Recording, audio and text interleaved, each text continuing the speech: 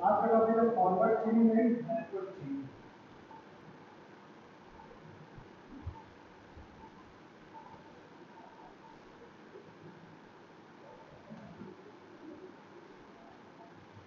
Forward चेनिंग backward चेनिंग क्या होता है पहले हम समझने से पहले हमें इन्फ्रेंस इंजन का नाम होता है। सबसे पहले हम इन्फ्रेंस इंजन देखिए क्या है। It is component of the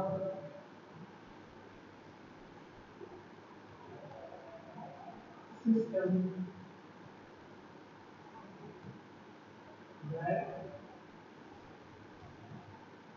applies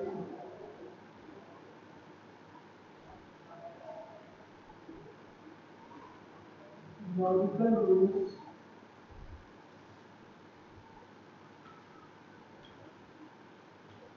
to the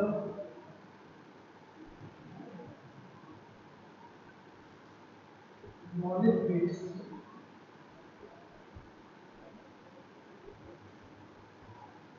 to reduce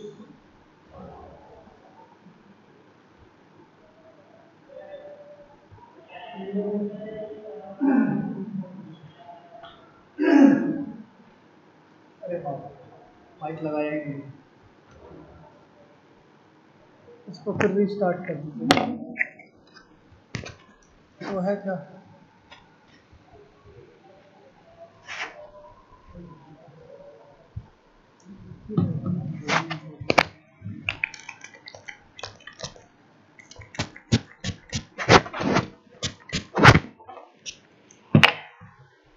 इसको हटा दे, इसको डिस्कार्ड कर दीजिएगा।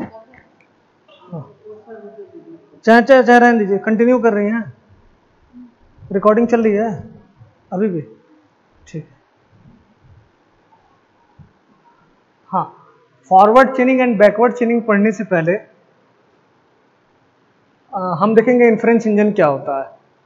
तो इन्फ्रेंस इंजन जो है इसमें लिखा हुआ है, it is component of the system that applies logical rules to the knowledge base to deduce new information. Actually inference engine का ये मतलब है कि आपको कोई भी नॉलेज बेस या कोई भी सेंटेंस दिया हो, कुछ भी फैक्ट दिया हो, उस फैक्ट से आप किसी कॉन्क्लूजन तक पहुंचे या फिर कुछ नया इंफॉर्मेशन डिड्यूस करें।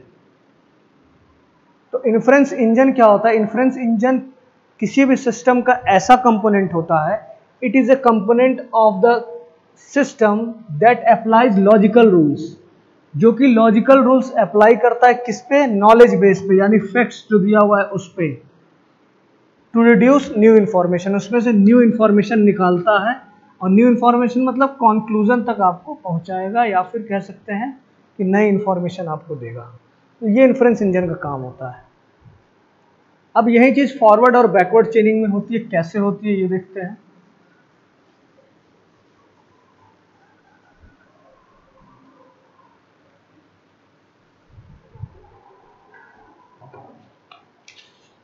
देखिए, फॉरवर्ड चेनिंग का मतलब ये हुआ कि आपको फैक्ट्स दिए हुए हैं या नॉलेज बेस दिया हुआ है, नॉलेज बेस कह सकते हैं या नॉलेज दिया हुआ है, फैक्ट से आपने क्या किया? गोल अचीव किया, या फिर कह सकते हैं कॉन्क्लूजन तक गए, जैसा कि इन्फ्रेंस इंजन का यूज करके हम कर सकते हैं। बैकवर्ड चेनिंग का मतलब है कि आपको गोल दिया हुआ है या कॉन्क्लूजन दिया हुआ है, उसका यूज करके आप कहां तक पहुंच रहे हैं? फैक्ट्स फाइंड आउट कर रहे हैं। तो ये दोनों में मेन डिफरेंस एक दूसरे के वैसे वर्सा होते हैं। ठीक है, अब डेफिनेशन देख लेते हैं कि फॉरवर्ड चेनिंग की क्या डेफिनेशन होती है और बैकवर्ड चेनिंग की क्या डेफिनेशन होती है।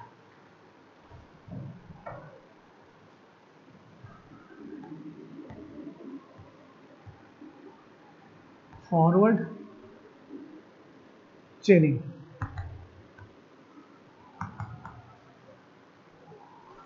देखिए क्या लिखा है। start with the known fact and asserts new facts। और बैकवर्ड चेनिंग क्या होता है?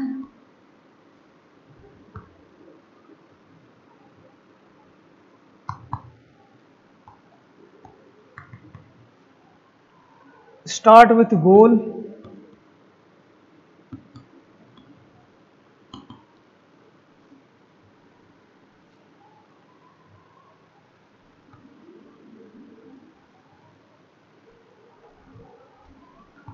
and works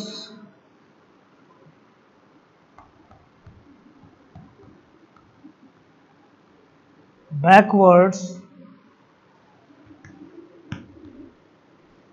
to determine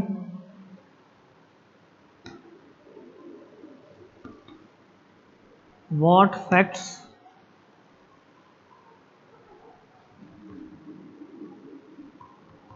must be asserted so that goal can be achieved, so that goal can be achieved। तो देखिए दोनों में डिफरेंस साफ लिखा हुआ है। फॉरवर्ड चेनिंग जैसा मैं बताया कि फैक्ट्स से आप डिसीजन की तरह जाते हैं, वही लिखा है। It start with the known facts. Forward चेनिंग क्या होगा? स्टार्ट होगा नोन फैक्ट्स से, जो आपको नोन नॉलेज दिया होगा उसका फैक्ट्स बनाएंगे, वहां से स्टार्ट होगा। एंड एजर्ट्स मतलब वो न्यू फैक्ट्स को एजर्ट्स करेगा, एंड एजर्ट्स न्यू फैक्ट्स, उससे नए फैक्ट्स को निकालेगा या फिर डिसीजन या कंक्लूजन तक जाएगा। बैकवर्ड चेनिंग क्या है?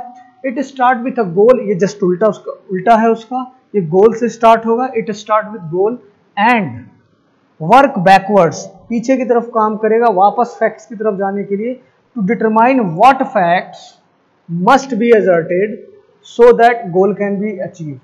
तो बैकवर्ड चेनिंग में क्या होगा? गोल से स्टार्ट करेंगे बैकवर्ड की तरफ और फैक्ट्स को फाइंड आउट करेगा कि किन फैक्ट्स से हमें ये गोल मिल सकता है, तो फैक्ट्स को फाइंड आउट करेगा। अब इसका एक एग्जांपल देख लेते हैं। बैकवर्ड चेनिंग और फॉरवर्ड चेनिंग के छोटे से एग्जांपल देख लेते हैं, फिर बड़े पे आएंगे।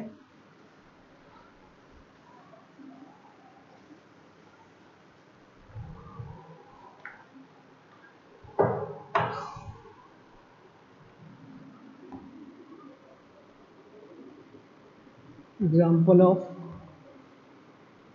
फॉरवर्ड चेनिंग, ठीक है। तो हमें क्या करना है? इसमें लिखा है conclude A and A implies B to A. देखिए फॉरवर्ड चेनिंग कैसे काम कर रहा है कि दो फैक्ट आपके पास है, ए है आपके पास and A implies B, A B को इंप्लाइज कर रहा है, तो हमें कंक्लूड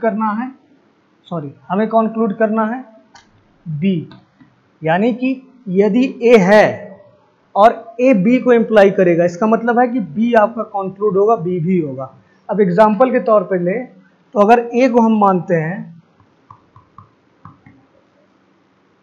इट इज रेनिंग, अगर ये चीज ए हो जाएगी, इट इज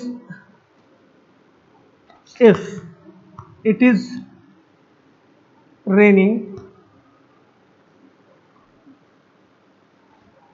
द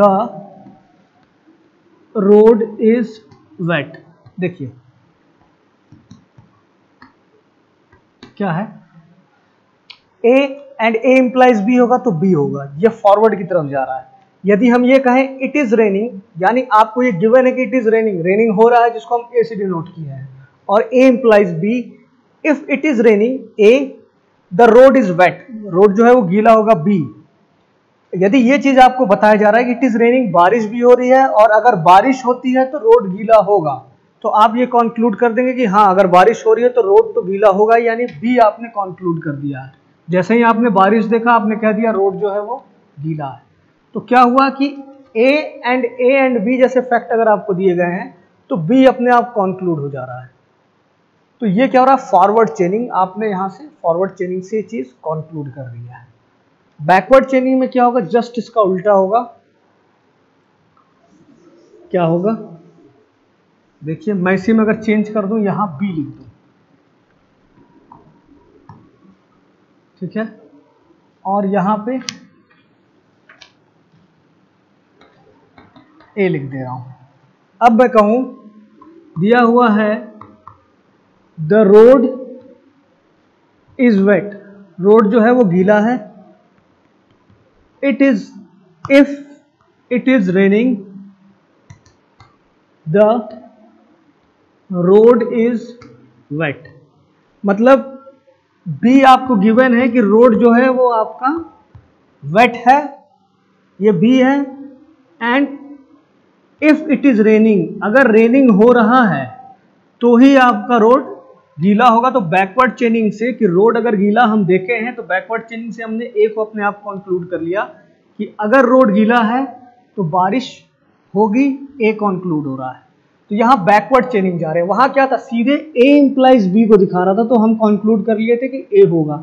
यहां ए इंप्लाइज बी दिखा रहे हैं तो हम रिवर्स जा रहे हैं, बी के थ्रू रिवर्स जा रहे हैं, तब कंक्लूड कर रहे हैं कि अगर बी है और ए इंप्लाइज बी दिखाए तो बैकवर्ड चेनिंग से ए भी हमारे पास होगा, यानी it is wet, the road is wet होगा। तो ये बैकवर्ड चेनिंग का एक एग्जांपल है छोटा सा। अब इसके बड़े एग्जांपल पे आते हैं जो कि एग्जाम्स में जो आपको लिखना होगा फॉरवर्ड चेनिंग के, ठीक है।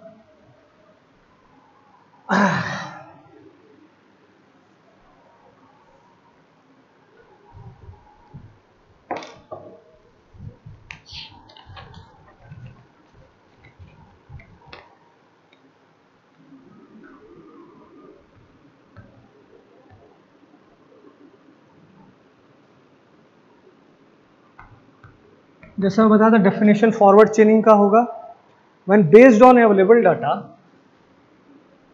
when based on available data a decision is taken, a decision is taken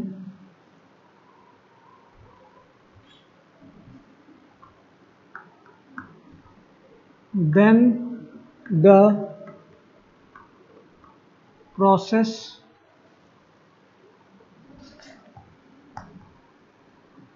is called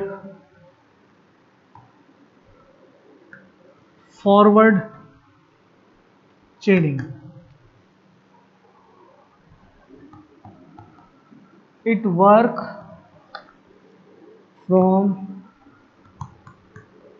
initial state to goal state, ठीक है। तो क्या होता है इसमें, फॉरवर्ड चेनिंग का मतलब क्या है, when based on available data, जब आपके पास अवेलेबल डाटा हो और उस पे based a decision is taken, आपने अवेलेबल डेटा से कोई डिसीजन लिया है, then the process is called forward chaining. Available data से कोई डिसीजन लेना, that is called the forward chaining. Decision यानी गोल से अवेलेबल डेटा पे वापस आना, that is backward chaining. It work from initial state to goal state. Forward चेनिंग में क्या था, इनिशियल स्टेट यानी कि अवेलेबल डेटा से आप किस पे जाते हैं, गोल स्टेट यानी डिसीजन वाले स्टेट पे। ये डेफिनेशन आपको पहले बताया था, सिंपल डेफिनेशन है फॉरवर्ड चेनिंग और बैकवर्ड चेनिंग का। अब एग्जांपल देखते हैं हम लोग। तो देखिए कुछ नॉलेज बेस आपको दिया होगा, कुछ नॉलेज दिया होगा जिससे आप फैक्ट्स या कुछ कह सकते हैं फैक्ट्स दिया होगा आपको, जिससे आपको डिसीजन लेना होगा। तो फैक्ट्स क्या दिया है मैं यहां लिख ले रहा हूं, बीच में लाइन खींच ले रहा हूं। It is crime for an American to sell weapon to the enemy of America. ये पहला फैक्ट दिया। दूसरा फैक्ट क्या है? Country Nono is a enemy of America. Country Nono is a enemy of America. Third क्या दिया आपको? Nono has some missiles. Nono has some missiles. All the missiles were sold to. All the missiles were sold to Nono by Colonel. Missile is a weapon. Missile is a weapon. Colonel is American. Colonel is American. ठीक है, तो ये सारे आपको facts दिए हुए हैं। तो जब फॉरवर्ड चेनिंग करते हैं और आपको नॉलेज बेस दिया होता है तो सबसे पहले जो फैक्ट्स दिए हैं उसका आप एफओएल फर्स्ट ऑर्डर प्रेडिकेट लॉजिक बनाते हैं और उसके बाद ही आगे का डिसीजन लेते हैं। तो हमको डिसीजन ये बताना है कि वेदर प्रूफ दैट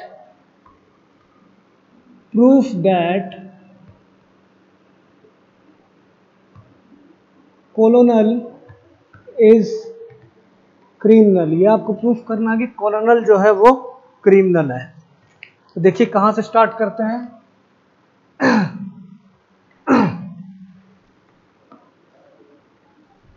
एफओएल बनाएंगे तो सबसे पहले मेन वर्ड देख लीजिए, चाहे क्राइम है, अमेरिकन है, विपन है, एनिमी है, अमेरिका हो चुका है। तो इस तरह के वर्ड दिए, इनका ही एफओएल बनाने में यूज करेंगे। दूसरी चीज कि एफओएल जो मैं बनाऊंगा हो सकता है कि आपका एफओएल जो है वो कुछ अलग बने, लेकिन एफओएल की मीनिंग सेम निकलनी चाहिए। अगर मैं ये कहूं कि मैं पहले अमेरिकन को लिखता हूं, अमेरिकन कौन है? एक्स। अगर एक्स अमेरिकन है और एंड विपन जो है वो वाई है, विपन वाई है, American X weapon Y, and sell. ये देखिए सेल एंड सेल, कौन सेल कर रहा है? सेल अमेरिकन, यानी एक्स सेल वाई, यानी विपन को सेल कर रहा है। किसे? जेड को। अगर एफओएल में X sell Y to Z and Z क्या है? जेड इज दी एनिमी किसका? अमेरिका का। Z is the enemy of America.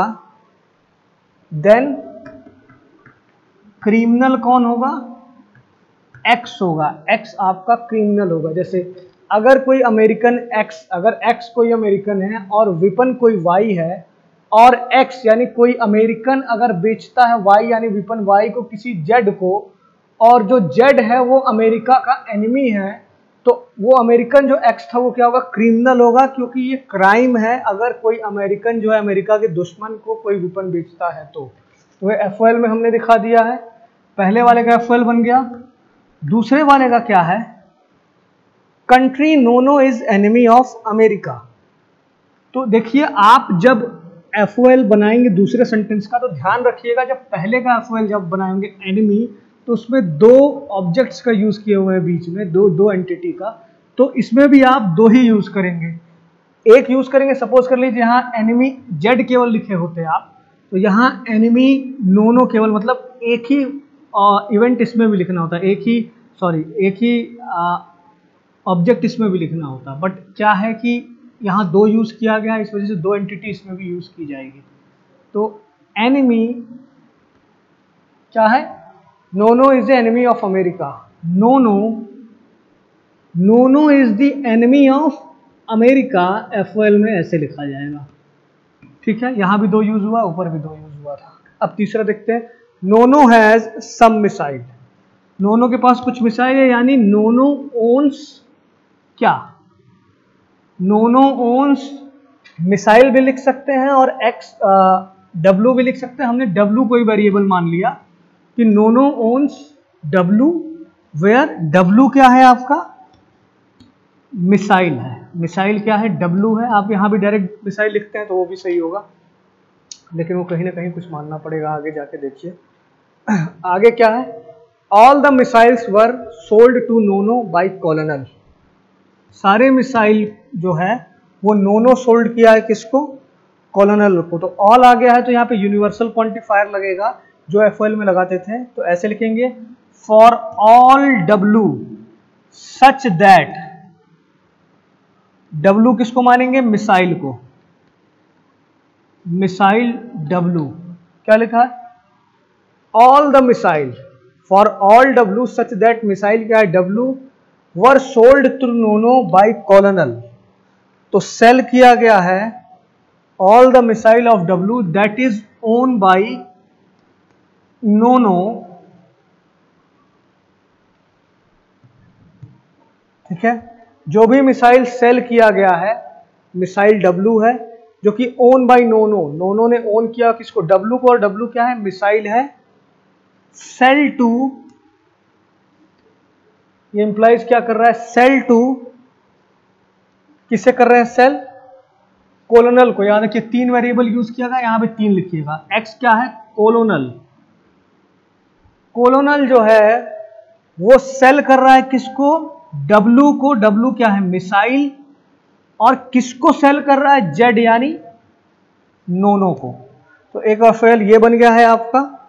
तो देखिए क्या लिखा है, all the missiles were sold to Nono by colonel, तो फॉर ऑल W क्या है, मिसाइल है, एंड जो भी मिसाइल ओन बाय नोनो, नोनो रखा हुआ है जो भी मिसाइल, W जो है मिसाइल, नोनो ओन्स मिसाइल, वो सारी मिसाइल सेल किसने किया है, इंप्लाइज करा sell, colonel sell that W missiles to नोनो।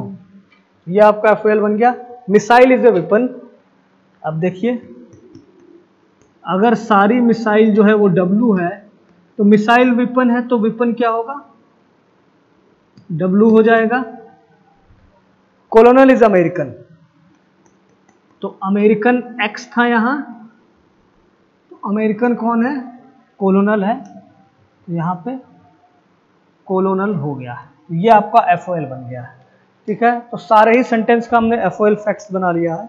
अब हमें बताना है कि वेदर कोलोनल इज क्रिमिनल और नॉट। तो ध्यान रखिएगा, जब FOL बना लेंगे तो उसी का यूज करके हम एक डायग्राम बनाएंगे और उससे हम डिसीजन तक जाएंगे। तो यहाँ एक डायग्राम बना लेते हैं, देखिए कैसे बनेगा।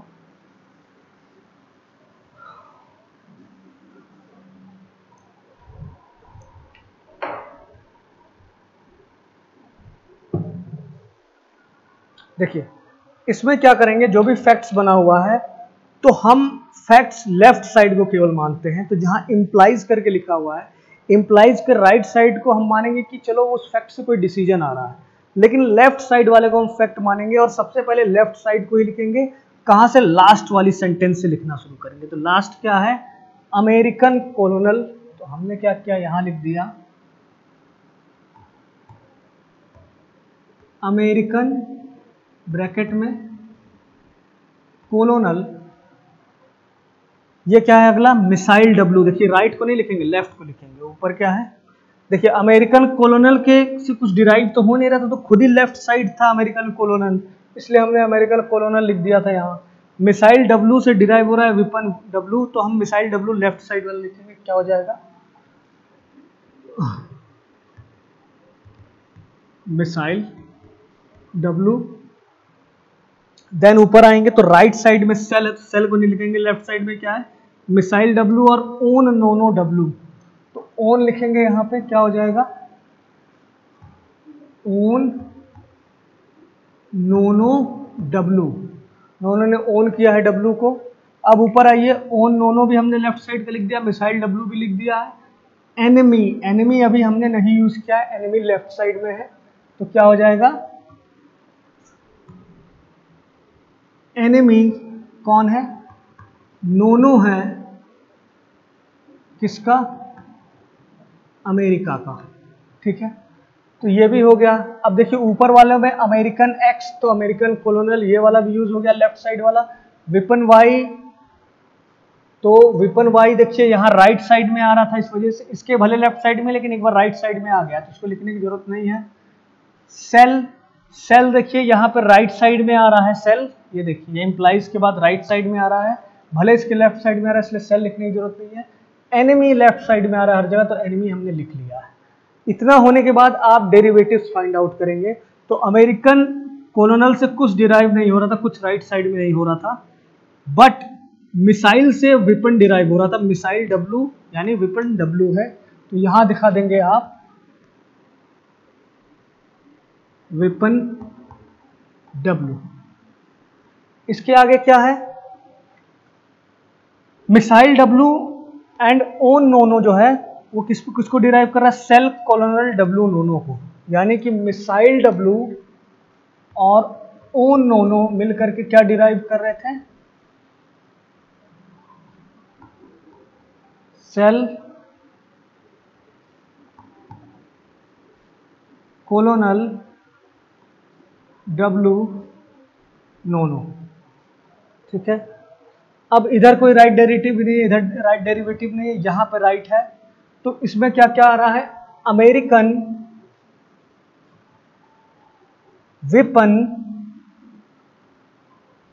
सेल यहां से ले लिए और एनिमी। जब इन चारों चीजों को ले रहे तो यहां ध्यान देने वाली बात है, क्या हो रहा था क्रिमिनल एक्स, बट एक्स क्या है यहां देखिए, अमेरिकन एक्स है तो एक्स को हमने क्या रखा है, कोलोनल रखा है, तो क्रिमिनल एक्स की जगह हम क्या रखेंगे, कोलोनल रखेंगे, और यहां पे ये प्रूफ हो गया कि यस कोलोनल इज क्रिमिनल।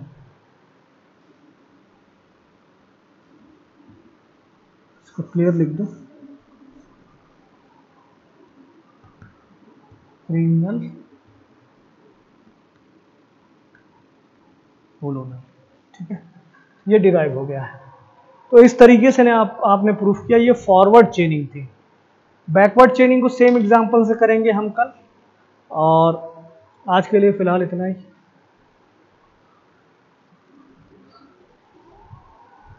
कितने मिनट का हुआ?